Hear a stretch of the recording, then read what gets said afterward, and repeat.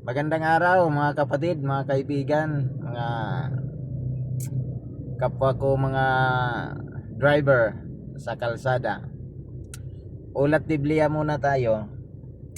Alam nyo ba sa Genesis 1:1, sabi doon, "In the beginning God created the heaven and the earth."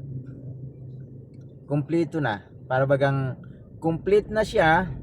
Sa pasimula, ang Diyos ay lumalang ng langit at ang lupa.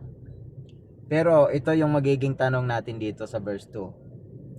"And the earth was without form and void, and darkness was upon the face of the deep, and the Spirit of God moved upon the face of the water."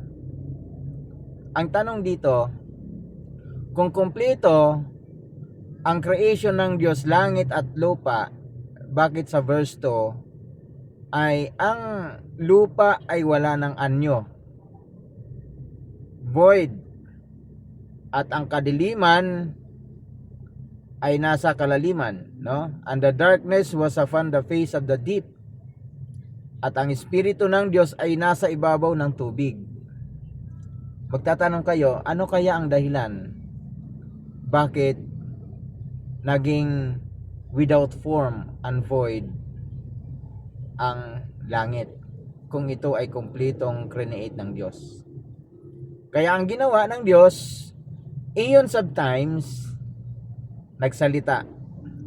"And God said, let there be light, and there was light." Kung minsan sa ating mga tao, mga believers, mananampalataya, ay kumpleto tayo na nilikha ng Diyos, pero alam nyo ba, dumating sa punto na tayo ay dumadaan doon sa kadiliman? Para bagang wala tayong silbi, wala tayong kwenta. Pero hindi nyo alam na ang Espiritu ng Diyos ay nasa ibabaw ng tubig. Darating ang araw, pag nakita ng Diyos na yan ay madilim, para bagang walang pag-asa, ang Diyos ang magsasalita at sasabihin, "Let there be light," and there was light. So bilang tao, dumaranas tayo ng pagsubok, asahan mo, darating ang araw, may liwanag din. God bless sa inyong lahat.